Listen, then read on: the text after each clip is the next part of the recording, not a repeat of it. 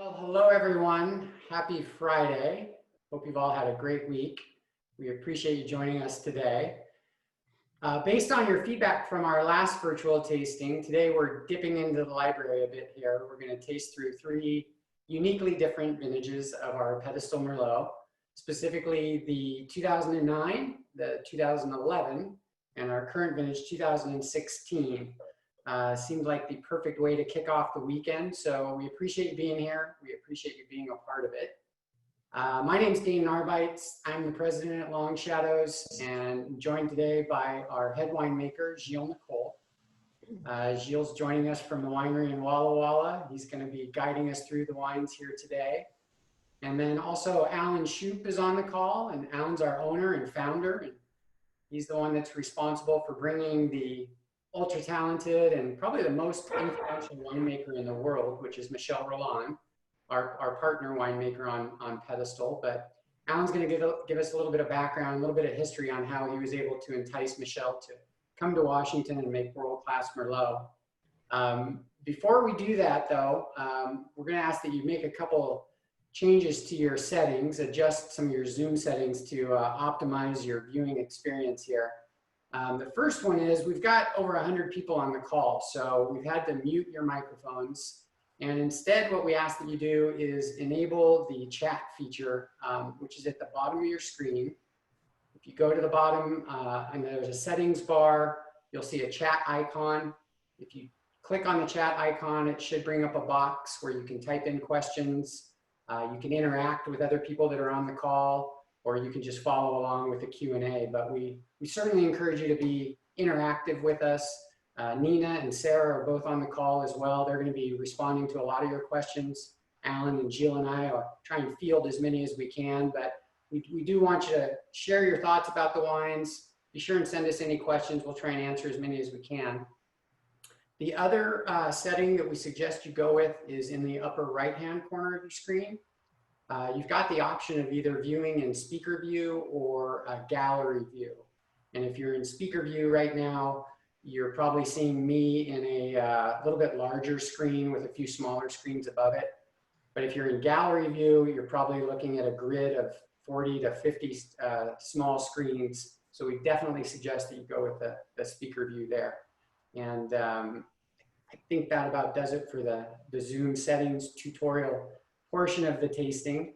We've allotted about an hour for today's tasting, so we should move on and get to the good stuff here. Alan, would you like to start and let everybody know a little bit about how you were able to entice Michel and recruit him to come to Washington to partner on making world-class Merlot with Gilles?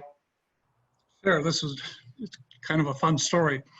I met Michel Rolland in the early 1980s. He was had just finished his PhD along with his wife and started a lab in Le Borgne, which is on the right bank across from the Margaux wineries.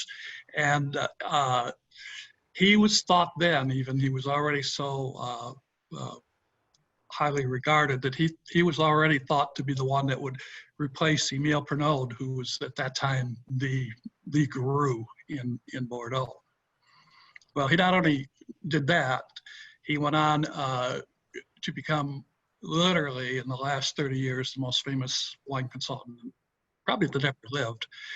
And he did that by literally consulting with every major winery almost in the world. All the great wineries at one time or another have basically used him or still use him.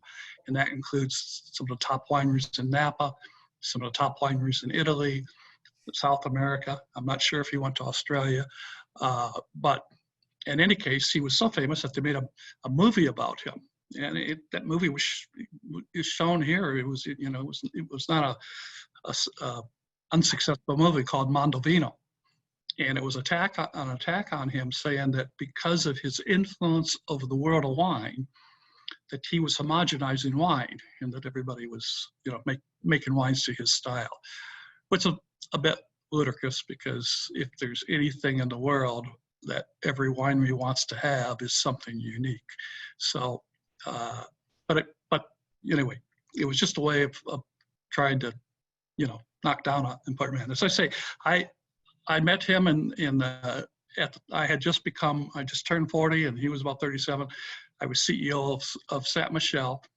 Our consultant was the famous Andrei Chalachev, and he was in his 70s, and I was looking for somebody that, when he retired, I would replace him. And so I went to the top and I went to him, asked him to come to Washington. He did, and he met with our winemakers, and anyway, we became friends in the process. He didn't come to work for us for a lot of reasons. His English wasn't that good at the time. Andrei Chalachev wasn't too happy about that. As a side note, Andrei Chalachev, who, as I said, was in his 70s, little did I know then that he'd still be working for us when he was 93 years old and still out in the vineyards. So that's a story in itself. But in any case, I kept seeing Michel. Every time I'd go to Vin Expo, he'd be there, and we'd have lunch or dinner, things like that. And so when this project got started, he was logically one of the first people I went to. And we wanted him to work with Merlot because Merlot is unique to him. He grew up in one of the smallest viticultural regions in Bordeaux called Palmerot. And as you may know, Palmerot, it's only about 2,000 total acres, in much smaller than that in vineyards. But it makes some of the world's most expensive wines, Petrus, Latin, many other names of small wineries. And his family had a winery there, and so that's where he started making wine. And since Merlot is such an important grape here in Washington, most of my friends in California would always concede that we could make a better Merlot than they could in California. The climate here was better for it. So, short story, long story, I guess. But he then loved the wine, loved meeting Jill, and the rest is history. So with that, we'll take it over. Well, I'll turn it over to Jill. Before I do that, I just want to say that in the beginning, like with most of our very important consulting winemakers, they made the wine the first couple of years and Jill assisted. And after that, Jill made the wine and they assisted. And they would all agree to that. Every one of them would agree that Jill is really the one making the wine. And they now look over his shoulder and make some critiques, but they never tell Jill what to do. They just make suggestions. Alan, you're being recorded, right? Yeah, that's going to cost me. All right, Jill, take it away. Well, yeah, thank you so much for everybody for joining us. It's like very special day today. Actually, it's a great day outside. We're in the Chihuli room at the winery in Walla Walla. And today is like in the 90s, so probably the warmest day of the year. And no better day to be just inside enjoying a bottle of wine. And what's best than one bottle of wine is 3 bottles of wine. So that's what we're going to be doing today with all of you guys, although you're far away, but so close at the same time, testing the wine. But always the wine brings us back together, see, that's always kind of the thing. So I think, Alan has done a great description and everything, but really is, one of the main characters in Washington State. I think it's something to be said, Alan, because we all take for granted almost what Long Shadows is about now, because I think it's been so successful also, but to be able to put together such a venture so unique is like very humbling. And Alan is humble, he doesn't really talk about it, but it's all a lifelong kind of experience, but also all the different contacts that you make along the way.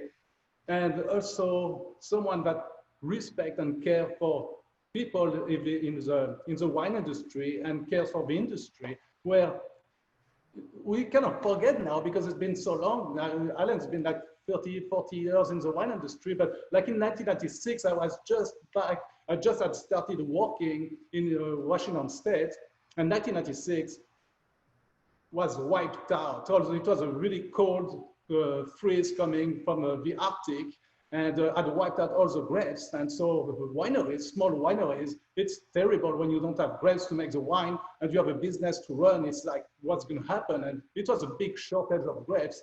Alan opened up contracts, grape contracts for different wineries to be able to stay in business and keep making the wine. And so that's kind of the care that Alan has been doing over the years.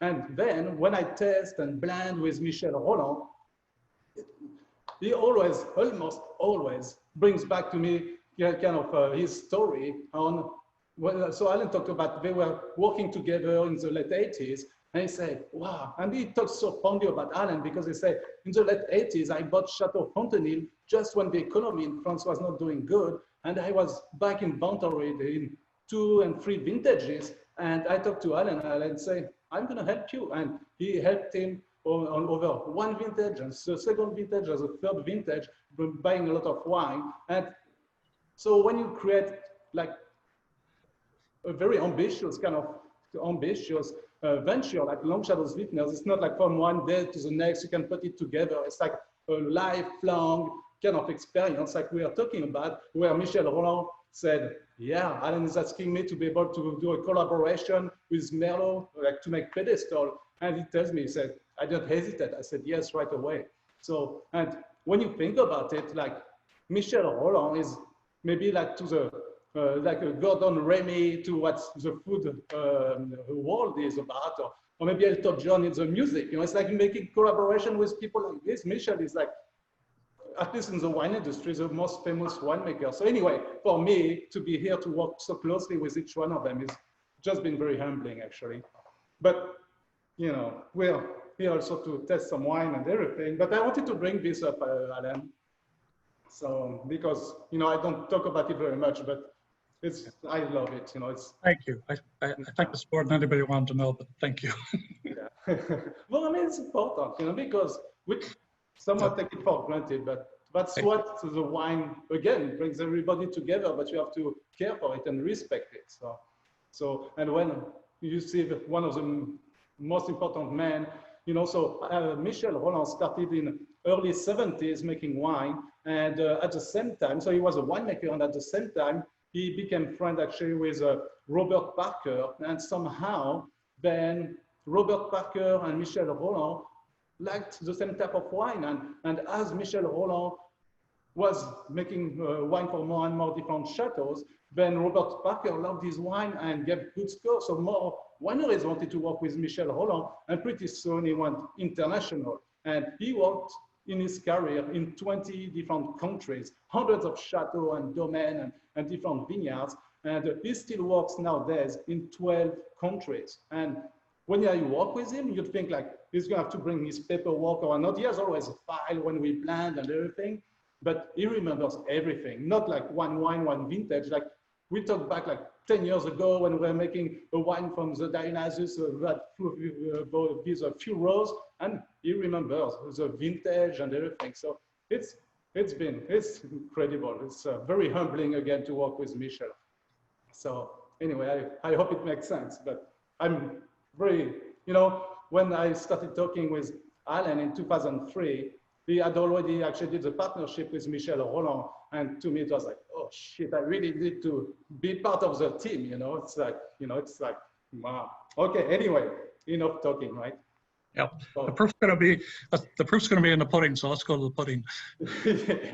Yeah. So talking about the different vintages, we have the 09, the 2011, and the 2016, which we decided to use these different wines because 2009 was a growing season that started a little bit later. It was like, we didn't know where it was going to go. Like right now, this time of the year, it was right before bloom, and it was raining and a little bit cool.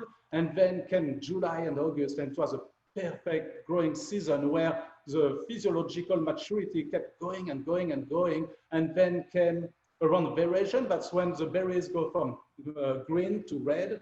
At that point, it had already coated everything that it was lacking. And September was the most beautiful September, and became actually quite an early harvest. And the Merlot was pristine. Even the Cabernet Franc, actually, that year we used Cabernet Franc in the blend. We'll talk more about it. And so, actually, by early October, we were done harvesting most of the grapes. And in 2011, we took 2011 because it actually was then the coolest vintage. 2010, 2011 were really cool. And somehow we had like a frost, 2010, 2011, some frost, where if actually 2009 would have had a frost like this early on, which it did, in 2011, we would have lost a lot of the grapes actually, because it was not ready, it was not ripe yet. So we got lucky with 2011 and by giving a lot more hang time in October. So we definitely, you're gonna see by testing the 2011, it's juicy right now with a lot of cranberries. Somehow cranberries, red fruit because it was cooler, but so juicy right now. And then 2016, which was a really warm vintage, definitely one of the warmest in record. So 10 and 11, really cold, 12, 13, 14, 16, just getting warmer and warmer. So definitely a little bit richer, riper style. And so that's what we are looking at right now. So maybe we can go a little bit deeper into it. And so when we make Merlot with Michel, Michel really wants to bring some structure. So it's always important to have a full mid palate, a good texture, some structure, some backbone. So we usually blend about 10 to 12% Cabernet Sauvignon from the Red Mountain.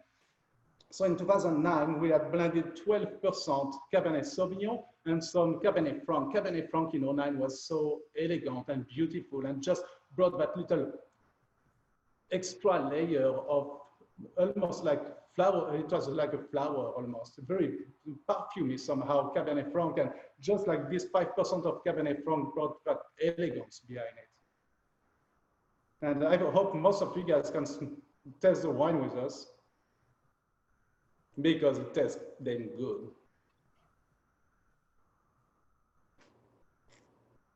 And definitely, you know, you get some prune and almost plum because it's still very juicy. Prune is a little bit, sometimes a little bit more condensed and intense. It's definitely intense, but you have also some juiciness still in 2009 that comes through it. And it's also at the same time as a layer reminiscent of Old World with some type of earthiness almost in the back, but just hints of it and a lot more like graphite actually. And so it has, I think, developed really well over the years. Well, what do you think, Dan? Well, I'm always amazed with our Merlot as far as how much structure and complexity and richness that it gets. I always describe it as being like the classic Merlot for Cabernet drinkers. And in fact, I'm convinced that if we were to enter it into a blind tasting for Cabernet, that a lot of people would confuse it as being Cabernet, and that we could actually change a lot of people's minds about their feelings about Merlot. You hear a lot of people say, oh, I only drink Cabernet. But if more Merlots tasted like this and had this sort of expression and had this sort of concentration to it, I think that we could change a lot of opinions. And I was going to ask you about maybe some of the things that you're doing in the winery as far as the winemaking process. I know that you cold soak the grapes before fermentation. I know that you also do some whole berry fermentation. And if it's not too technical, maybe you can talk a little bit about some of the winemaking processes that you and Michel use to get a Merlot in this style. Yeah, for sure. Then I was. Joe, before you do that, let me just explain a couple of things I don't think we went through, which is for all of you, when you do a wine tasting, regardless of what the wines, but if they're different ages, it's important to start with the oldest one first, because the assumption will be that it will have become the softest, and therefore, if you start with the first one, it will overpower the flavors of the others. So you don't want to have a very big wine that just left your mouth when you go to a one that's a little softer. So that's why we go from and I don't know if we told them we were starting with the 09 or not, but that just thought we should explain that because that's a good information for whenever you do tastings. Yeah, no, thank you very much, Alan. My mind was a little bit racing, and I probably didn't even mention I was drinking beer all night. So thank you very much. And so, but yeah, then to answer your question, we actually definitely bring a lot of techniques, winemaking techniques, even viticulture practices from our different partners. And we don't want to totally duplicate what they do in their home country. We have to work with our terroir, what the Columbia Valley has to give us, what Mother Nature is here has provided to the grapes. But with Michel Roland, for example, what we do, which is very different for one of them, is we do fermentation in these big upright wood fermenters. They're like 1,500 gallon, 55 hectoliter. And so they were made in Bordeaux, shipped over, and we have 4 of them. Every other year we buy one new one. So we have always kind of a newer fermenter and one that's a little bit more neutral with 2 in between.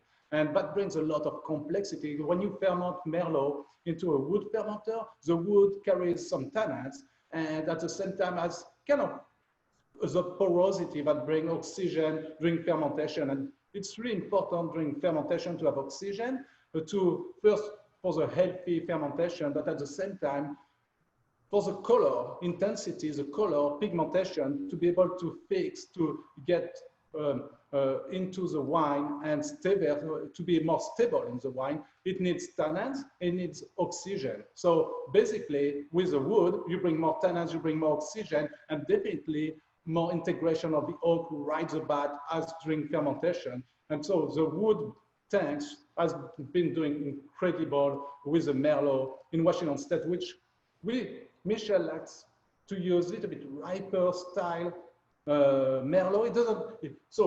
It doesn't want to be overripe, but definitely when we go to the vineyard, the stems has to be well lignified, the seeds have to be nice and broad to leach out easily. We want a good intensity to the Merlot, but we don't want overripe. And when we make and blend later on the Merlot, we don't want, and actually I think you see it in the pedestal, we want a good texture, we want a good mid palate and finish, but we don't want any spike out, like we don't want a spike of tannin or alcohol or oak. It needs to be all together, all integrated, seamless together.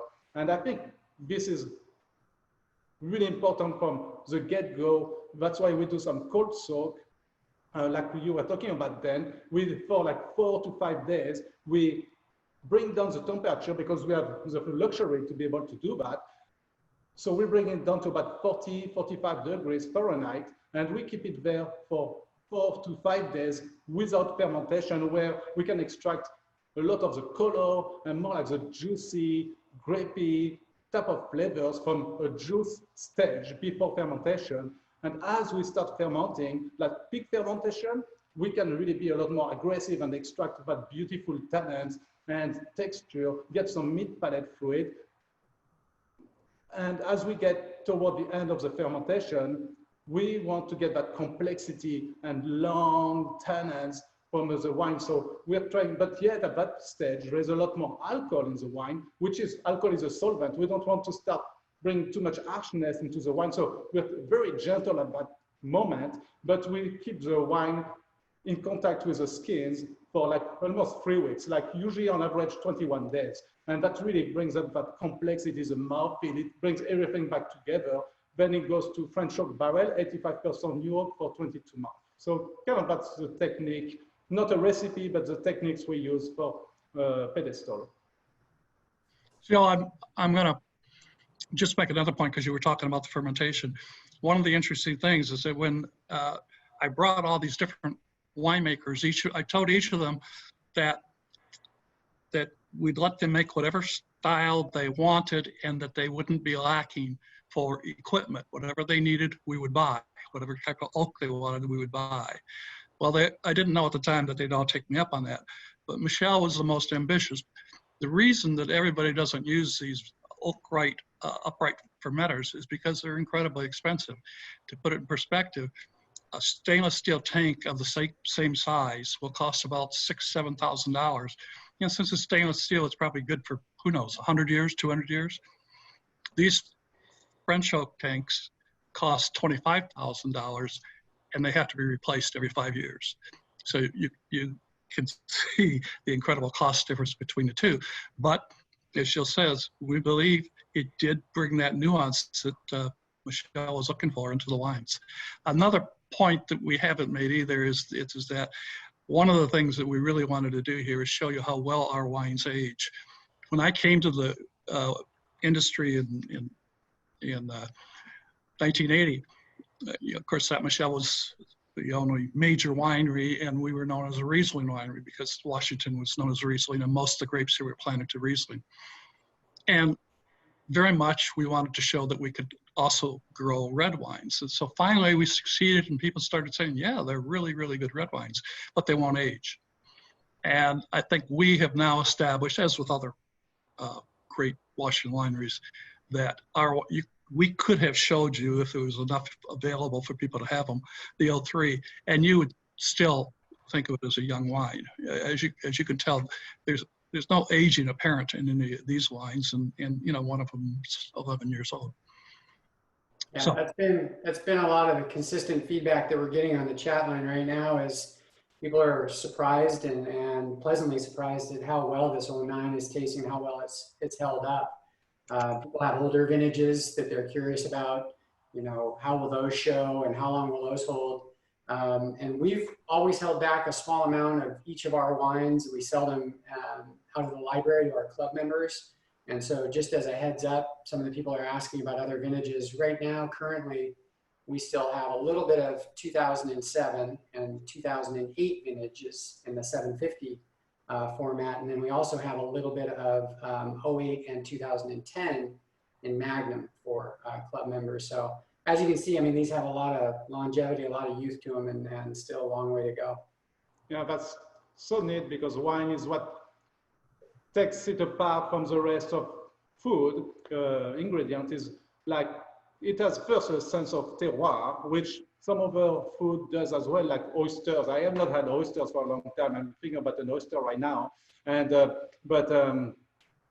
so it has a sense of terroir, which at least you can go back and feel the sense of where it was grown. It's so distinctive. It's never kind of the same, and that's why we don't have a recipe. But at the same time, it's also the cellaring potential of the wine. And so almost like a little time capsule on,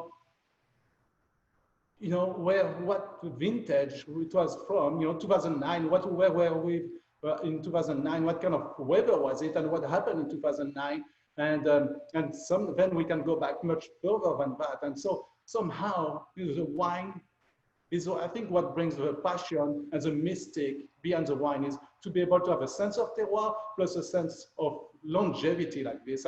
It's just always, you know, it's very mind-blowing to me. So maybe we should test the 2011.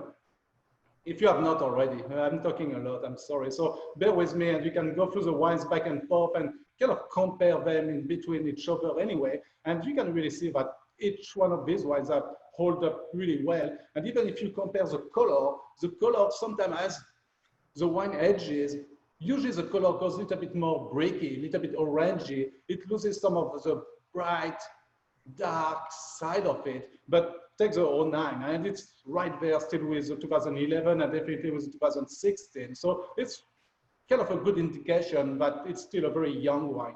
And talking about the 2011, you taste it, and all that acidity, the tannins is very refined, the well textured, and it's very youthful. I mean, it's there for a long time. So it's not this bottle because I'm going to drink it, but the other bottles are going to be there holding tight.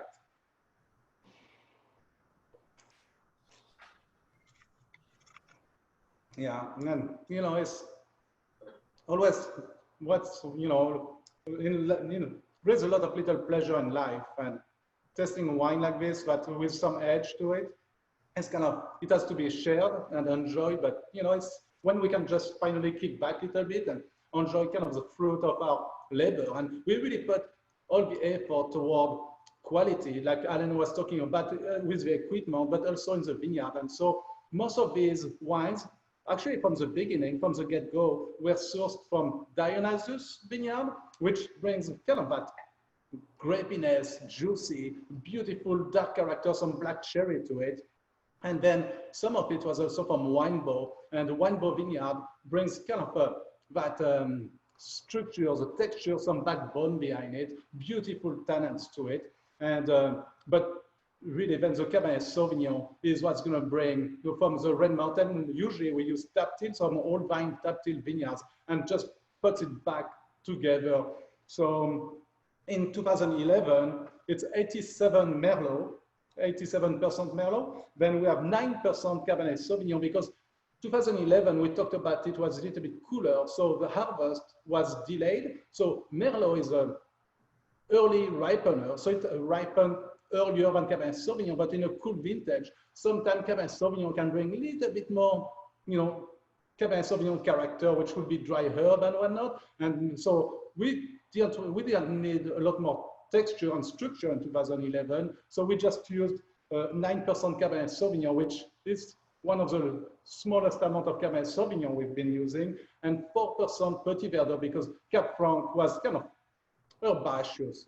In 2011 we didn't use Cabernet Franc. It was we kind of sidekicked it, and then but for it was a challenging vintage. But when you put all your effort into it and everything we can put into it with the technology, which is important to kind of follow what the technology has to give us today with the equipment in the lab, checking to make sure that we have the right physiological maturity, and but at the same time looking at the palettes and blending. And when it comes to blending, and I sit down with Michel Roland, sometimes we have like 25 different wines on the table, and you start putting a little blend with glass number 2 or 5, let's say, to bring up some of the mid palate. Mid palate is really important to Michel. And then he looks at glass number 16, and that's going to bring the structure, the backbone to it. And kind of the glass number 21, let's say, that might bring some more grapiness. And so he kind of makes his blend using different components like this. A lot, we kind of do the same as winemakers, but the way he does it is mesmerizing. I'm always like, holy shit, that's incredible. So and it does it by heart, really. Because he's been so successful, getting huge scores all around the world. People picture him as Mr. Recipe guy, and I tell you, he has no recipe. What he does, he just looks at what the grapes can give us, the terroir, and the wine at the end at blending, and just does what's best for the wine with his palate. But he has no recipe, let's say. He has a lot of techniques that he wants us to use, but it is, I really enjoy working with him very much. And maybe you should tell your story, Alan, how he kind of blends, like for someone that will make perfume, right? Yeah, one of the things I observed by being with all of these different winemakers, and of course, we had about 20 winemakers when I was running Saint Michel for our different wineries and different styles. So I've seen a lot of winemakers, and virtually winemakers, if you want to compare them, when they taste wine, they do it somewhat like a chemist, where they will mix a blend and taste it and take a percentage and then go back and measure a little bit more wine of a different variety and put that in, and they just sort of create the blend from trial and error.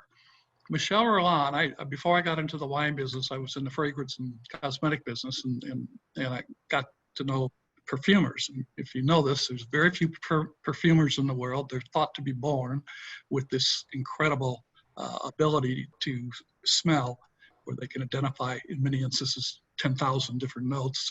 And they don't blend their perfumes. They compose them on paper and send it to the lab to put together, because they blend it mentally, like a composer makes music mentally.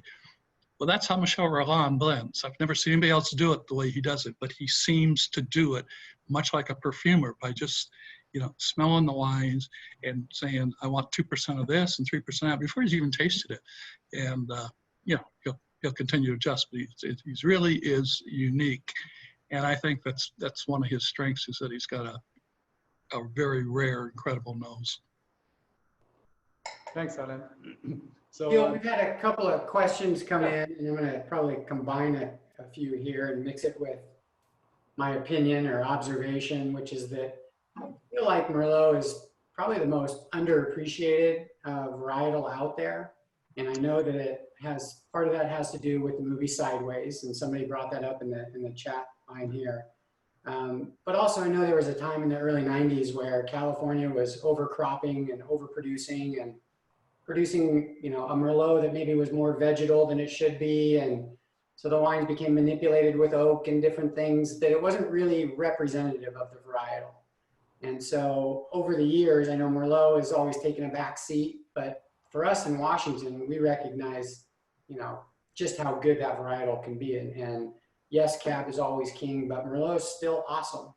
And one of the questions was, how much of an influence did that movie Sideways have? Did it actually influence at all as far as changes in winemaking, which I don't think that it did. But obviously Merlot's kind of had this uphill battle, and I feel like if more people had either experienced either Merlot from, say, the right bank in Bordeaux or Merlot from Washington State, have much different opinions about the varietal. I'll add to that, because when I was running Saint Michel, when that movie came out, and I love Pinot Noir, and I have to agree that movie was pretty accurate when they talked about Merlot, because Merlot is such an easy wine to make. It's, you know, as Jill said, it ripens early. It's just, you know, and we, Saint Michel, Columbia Crest, our wineries, and everybody in California, we're taking the easy way to make it. It was popular, so we made wines that didn't have the kind of intensity and the kind of talent and dedication that we now put in this, in that other wines, you know, have shown the other good Merlots.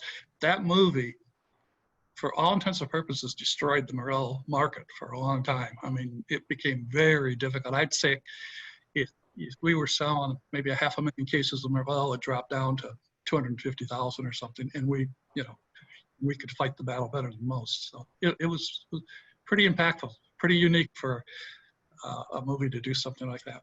Mm-hmm. But at least it, I think, gave way for high quality, intense Merlot than to be able to show what a real Merlot made, you know, with intentional high quality can taste like as well. Because Merlot was almost a little bit abused. It was just easy to make easy drinking Merlot. And so people kind of lost interest in it because like you were saying, it's early ripening. And so since it's early ripening, you can carry more yield into the vines because it has more time during the growing season to ripen physiologically. So it's like Merlot was perfect. The thing is, Merlot at the same time is a little bit delicate. It's sometimes a little bit not that easy to grow in a way where, like Cabernet Sauvignon, the case goes straight up and it holds like a king, actually. But with Merlot, it has a little bit of wind. The canopy rolls over, and then when the canopy rolls over, the sun comes, and it's really easy to sunburn the skin. And then it's just kind of needs to be nurtured. And to make a high quality Merlot, you really have to be in the vineyard so much more than Cabernet Sauvignon. And so I think, at least with that revival of Merlot, we can really show that the Columbia Valley is actually a great place, has a great terroir for Merlot with really warm days during the growing season. We have nice long days, but it's going to ripen the phenols, like, you know, get a better flavor profile and a better tannins, and, you know, somehow brings up that richness that Merlot had lost almost. And then just, you know, get going with it. So I'm really, you know, I think there's great Merlot all around the world, and some of my favorite ones are around Pomerol and whatnot. But and actually Napa Valley does some amazing wine as well, some amazing Merlot. But in Washington State, we have a great terroir because we have also the cool nights, and the cool nights carries a lot of vibrant character back to the wine. And I think that's what really distinguished Washington State Merlot, is that richness, and at the same time having some vibrant character on the back as well. Gilles, there's some questions coming in here on the chat line. People are curious about your relationship and your communication with Michelle and how you guys interact, I assume in French, but if you want to elaborate on that. Yeah, so it kind of depends. When Alan is around, we try to switch back to English, or when you're around. But so, yeah, we do a lot of French, that's for sure. So basically, Michel Roland spends 3 times, he comes to USA 3 times a year, in January and in June and in August. So like in winter, usually we're gonna go see him in Napa Valley, where I spend so much time, and then more during the growing season or right before harvest in August, then that's when he will come to Washington State. And usually so busy, comes in and out, but he's always on the road. And it's like, he comes and he's very jovial. He's actually a very cool man. He's very jovial, and we talk about the family, and we talk about, you know, the life, and he has so much incredible story to talk about. And then we sit down and we walk, and he's so focused at that time, or we go to the vineyard. And so Merlot, as we talked about, is a little bit hard to grow and whatnot. And one of the things is it also carries sometimes a lot of green berries. So we went to, actually that was Dionysus, that was back in 2004. So it was, 2004 was challenging as well. And it was, we had quite a few green berries within the cluster. So you look at the cluster, beautiful, looking good, good color and everything, but just like 5 to 10 berries would have green berries into it. And you look at me and say, Gilles, we got to remove these berries. And I say, yeah, we have a double sorting table. So at sorting table, you know, we're gonna take care of this. He said, no, you know, let's remove them on the site in the vineyard. And so we worked really closely with all our growers. As a grower say, if it's what you need, then we'll do it. And so we always try to go forward with quality. And actually, and Alan is the same way too, but Michel says, you know, once you cut one corner, it's fine, nothing's gonna happen to the wine most likely. When you cut the second corner, or you take, you know, the little shortcut right there, and pretty soon the quality is gonna go down. You're not gonna make a wine that might have the same intensity. It's not gonna make a wine that has the same character, or, you know, somehow you're changing the wine at that point if you cannot do the best you were able to do. So we went and removed those little berries. When we handpick, all the long shadows, fruit is handpicked anyway, comes to the winery, and then we have a sorting table for the clusters, and so we sort the clusters. Usually, since it's handpicked, it looks really clean already. Then goes through the destemmer to remove the berries off the stems, and we have a second sorting table when there's a little piece of like jacks, we call them jacks. It's like if there is like little pieces of stems with the berries, then we remove all of them. So what goes in the tank, in the wood fermenters, is pristine, just like little marbles going, like we don't crush it, it's whole berries, just poof, we put it in the tank and we start the fermentation after 5 days. So it's put everything we can toward, you know, making the best Merlot we can in Washington State, which was Alan's vision from the beginning in 2003. And so basically for me to work with him, it's very eye-opening. Little bit like, so when I used to be at Woodward Canyon with Rick Smollis, it's the same way too. It's like putting all your energy and intensity into making the best one you can. All right, so Gilles, before we transition to the 2016 vintage here, I think, at least for me, kind of the takeaway with both of these is 9 being a warmer climate vintage, and then 11 being a very cool climate vintage. I was expecting the 11 to be not necessarily thinner, but have more finesse. It's still a big wine. I mean, it doesn't taste like a really cool climate wine. It's held up really well. And then 16 was also a warm climate, right? Yeah, 16 was the warmest.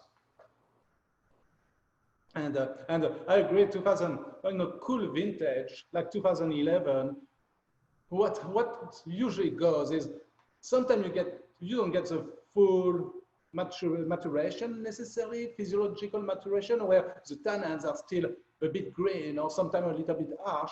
And at the same time, you still carry a lot of acidity, because with cooler weather, you get a lot more acidity. And what clashes, what makes it more austere at that point is when the tannins and the acid clash together, you know, and then it takes so there's 2 things. the good thing about tannins and acidity, you can keep your wine for a long time, like in Bordeaux. That's what it is in Bordeaux. You know, they have the acidity and they have the tannins. The thing is, when you try to drink it a little bit too early, it makes it a lot more austere. And because the tannins and the acidity clash together.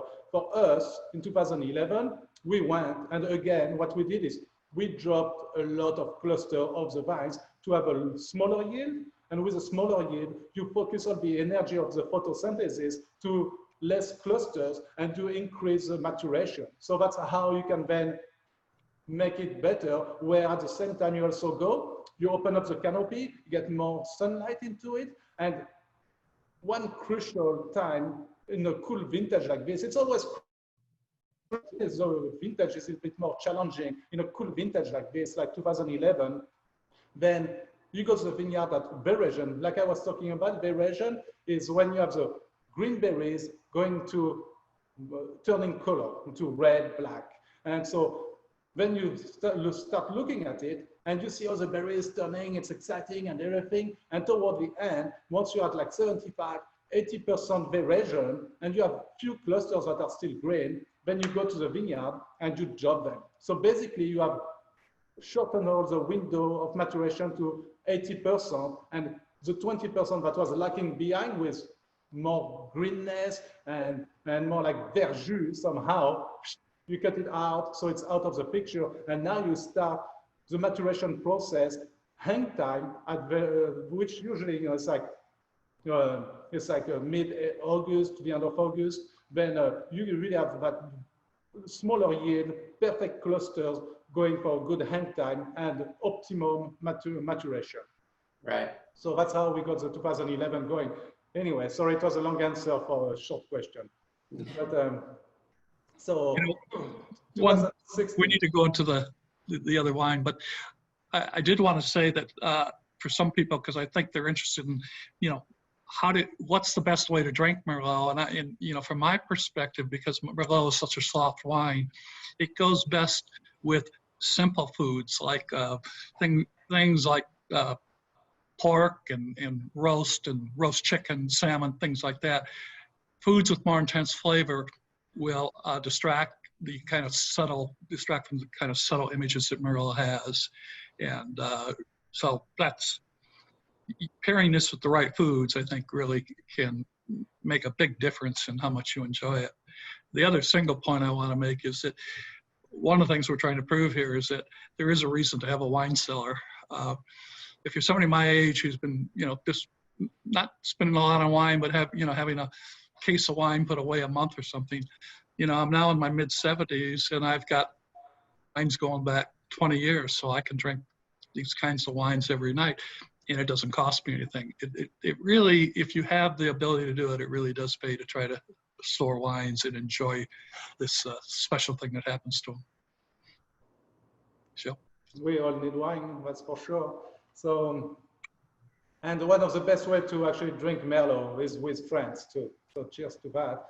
So 2016, and and Merlot again, it's like, can be so many different animals. And if you don't like Merlot, you know, then, and if you're here listening to us talking about Merlot, you probably do like Merlot, but if you have friends that don't like Merlot, then there's so many different animals, and there's probably a Merlot that they're gonna drink and they're gonna think, oh wow, that's what Merlot can taste like actually. So I think it's what's so cool about the wine, so mesmerizing, and the mystic behind it is, it's like, I know that Matt Wallen loves when I say it, but it's not like Bud Light, you know. And it's like so somehow Bud Light tastes the same, you know, like in 10 years from now, 20 years from now, it's going to taste the same. Each wine is so different and brings its own character. So anyway, 2016, and it's definitely just like a baby right now, showing a lot of still some oak spice, but well integrated because of the fermentation in oak tanks, but definitely integrates the oak, but you get a lot of spice out of it. And a lot of black cherry, definitely a lot of primary flavors like fruit, you know, the black cherry, blackberry. It's definitely more on the darker side. And since it was a really warm vintage, we actually use only 75% Merlot, which is legally the limit to be able to call it a Merlot. 75% of one varietal, then you can call it Merlot. And we used 21% Cabernet Sauvignon because first Cabernet Sauvignon in 2016 was so beautiful, and the Merlot was so soft and rich and beautiful, but almost actually too soft. And so we wanted to bring some more Merlot to bring back that backbone into the pedestal. And that's why even in a really warm vintage, we can make a Merlot with some backbone to it.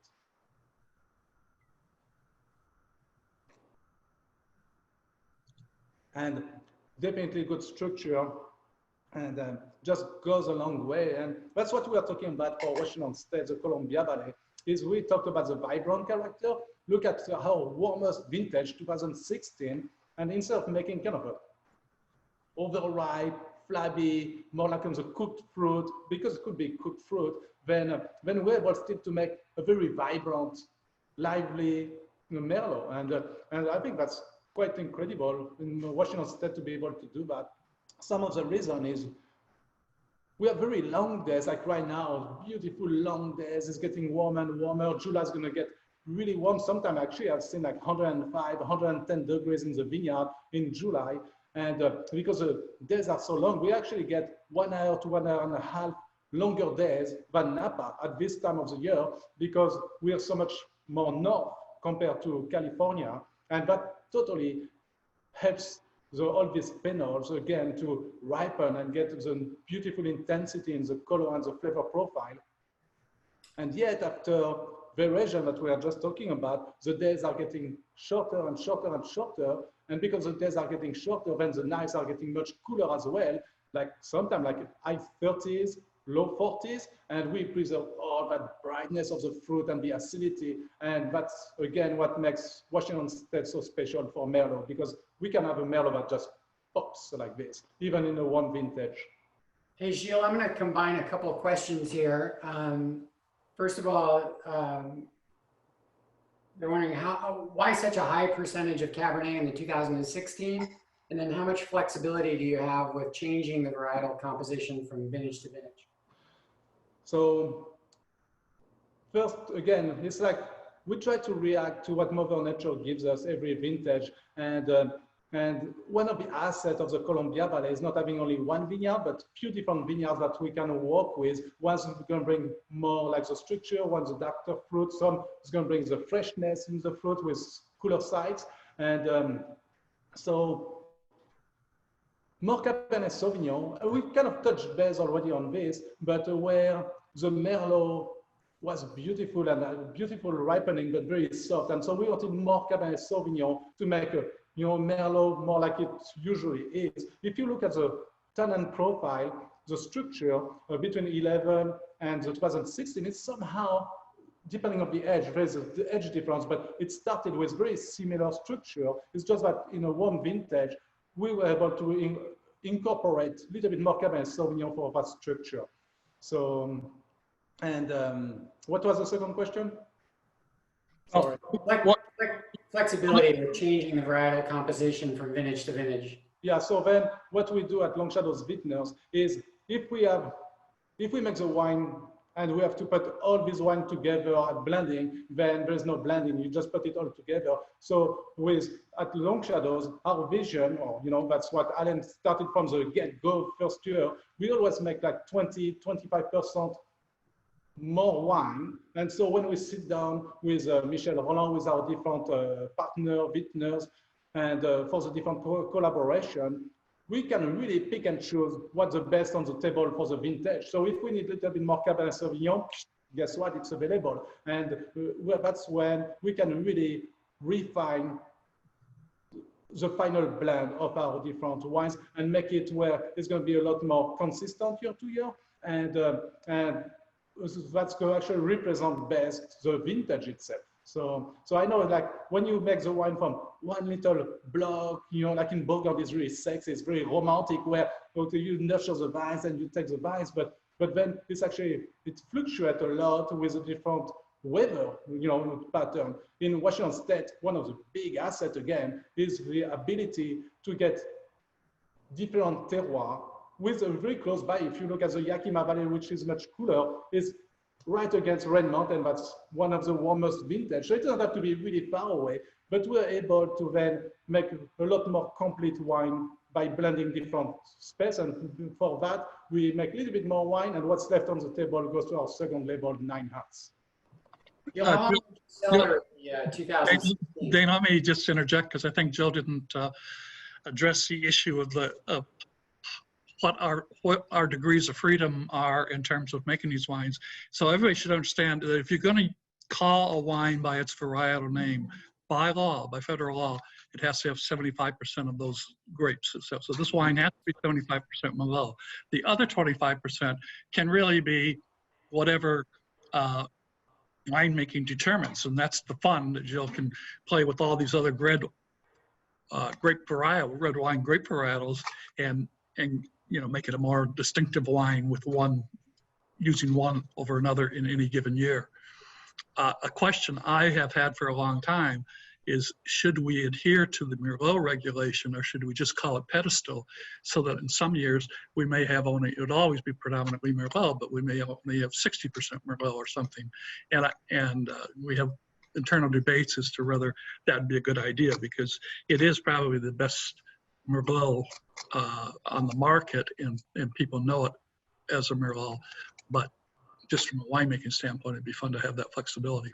Mm-hmm. Jill? Yeah, and actually, since you mentioned that with Michel, we always look to see if it will make a better wine by calling it a red blend. If we need if someday, one vintage, we need to add more Cabernet Sauvignon, where we're going to lose the 75% threshold to call it Merlot, then we're definitely going to talk to Dan and you and see where we want to go. But for us, what's so rewarding as a winemaker, at Long Shadows, we always go for quality. And I think it really shows in our glass, is quality reflects. And year after year, in all the different wines that we produce, our core wine especially, I think there's that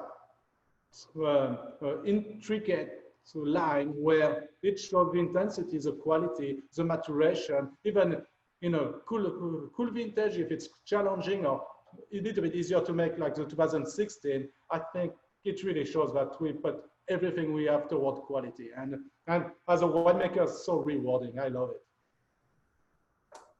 Jill, how long would you age the 2016? So probably it's going to depend a lot about each individual and the type of cellar they have. But if the cellar is pristine, then some people's going to like it a little bit more grapey, a little bit more of the primary flavors, which right now the 16 is testing really, really good. But if we want it a little bit more refined, where the tannins are still a little bit grapey on the mid palate right now, and the finish, it's like just going to get deeper and deeper and softer and longer and more complex. I would love to be able to keep it at least 10 years, but it's not going to be dead in 20 years from now. Right. All right, well, we're getting close to the 1 hour mark here, so we should probably start wrapping up this virtual tasting, but we do plan on doing more virtual tastings in the future, and I've already seen a few comments come in, suggestions of the next wines people would like us to feature, and be sure and send us topics you'd like us to discuss in the next tasting. And be sure and keep in touch with us on social media.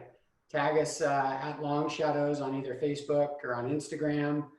We love seeing, how and when and where you're enjoying these wines, even if it's just day drinking in your sweatpants in the middle of the day, even better. There's no judging during these crazy times. So stay in touch with us. Before we sign off, we do want to see if we can pull off a virtual toast here with everybody and have everyone raise their glass. To do that, we would have you go back up into speaker view and change it back to gallery view, but don't turn on your microphones yet. Alan's going to say a few more words to close this out, and as soon as Alan's done talking, then we can turn on the microphones and everybody can cheers together. Alan? I'm just going to say how much we appreciate all of your interest and questions and basically your willingness to stay with us. We've lost almost nobody. I think everybody stayed with us right to the very end. So with that, let's all just say and see if we can have a universal cheers and simultaneously. Cheers. Cheers, everyone. Cheers. Cheers.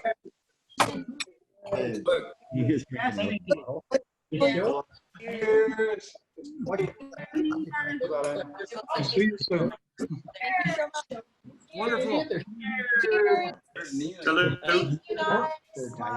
Oh, thank you. Thank you. Cheers.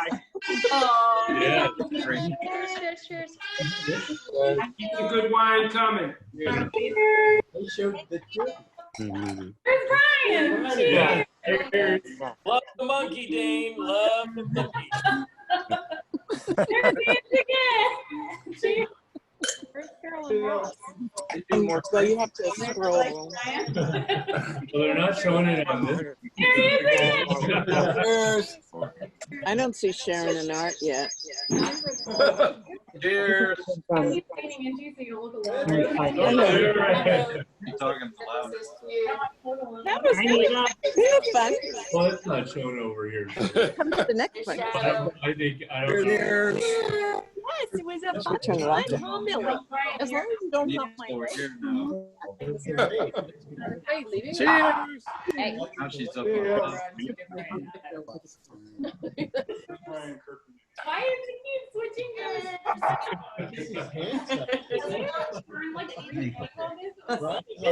Brian's like the wine. Yeah, Brian's like alone. Cheers. I like it.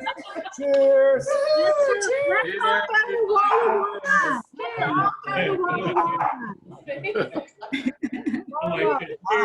Tomorrow. Yeah. A hug. We can be there by There we are. Deal. Speaker. Thank you. Thanks, Gil. Thank you. Yeah, and Sarah and everybody behind the scenes. Nice, John boy. South Georgia says, South Florida says Everybody's hello. buddy. Also, Moline?